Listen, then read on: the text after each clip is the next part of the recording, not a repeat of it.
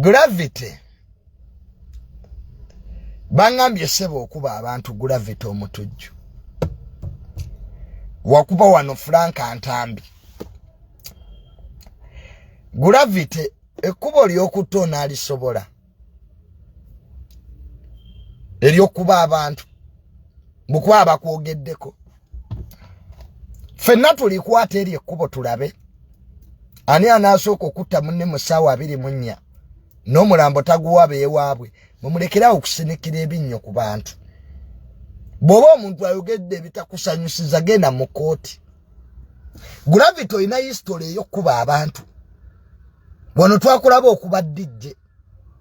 Abayimbi abamu mulina history okulooza nti muli baakabi. Naye nga temulina kye muli. Gravity, that should be the very last time you are doing it.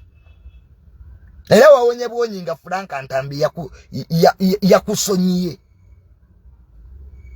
Nalagira bannamateeka abe. That should be the last time. Ng'otwalira amateeka mu ngalo. Gravity si gwategeera nnyo. Tuli awo otegeera nnyo. Mmwe mwennyini abayimbi mukwata ebintu bya famire zammwe ne mubiteeka ku media. Ne mweswaza. Kati nga Gulesikaani kyali mukola. Ffe bannamawulire ne tujja ne tubikubaganyako ebirowoozo. Ate n'otusanga n'otugaa nti ojja kutukuba. Gwe President 7 yagamba. N'okunsongamu obusonzo olugalo. Okuntiisatiisa. President 7 yagamba tokkirizibwa kuntiisatiisa. Wadde Gravity okunsongamu olugalo pooti. Nze Gravity nkwagala nnyo. Nize sikiriziganya na muyimbi atayina mpisa. You go to courts of law. File a case. How can you be a celebrity and you remain private? Nze Junior nga banvuma. President 7 nga bamuvumye. Do we lose sleep? We are public commodities. Nze Junior, I gave my life to the society. Haza isinga ndi mu nnimiro. Olabyeko abalima be bavuma. Mwe mwennyini mwagala okubeera baserebu. Ne mujja muleeta ebintu byammwe mawulire. Ate nomala n'okuba abakwogeddeko. That game is dangerous. Very dangerous. Nze ndaba nnyo wano abantiisatiisa. Sir Junior, ono gendo bigambe nnyoko. Ng'ani atasobya. Ono tasobya. Lwaki tobigamba nnyoko ebyokusobya n'obutasobya? Gwe mulamuzi, are you the magistrate? Nemwe banaku mwe mwewadde eddembe bayizawe. Ekyo si okunuma mu ggwanga lino. Abatalina buyinza be baagala boolesa obuyinza. Kati Gravity okuba n'amaanyi ogajjawo agakuba omuntu Gravity. Really. Look at yourself, Gravity. Oli ku kisa ky'Abannayuganda. Gravity tubaagadde nga temulina na makulu.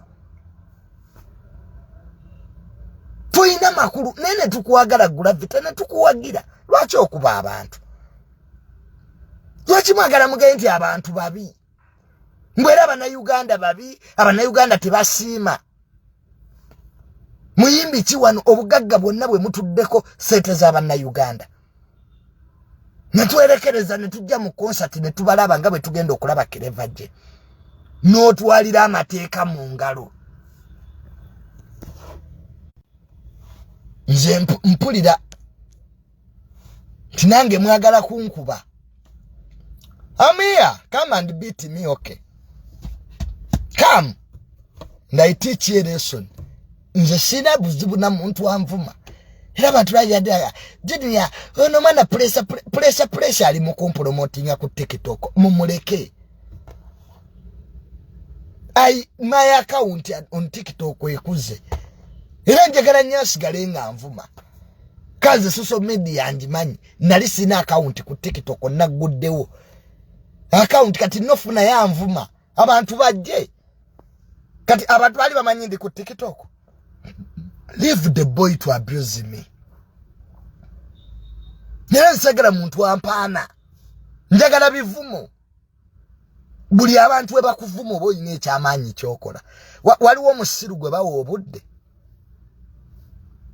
Is there any stupid person they give time? So it's really regrettable that the act of violence, we condemn them.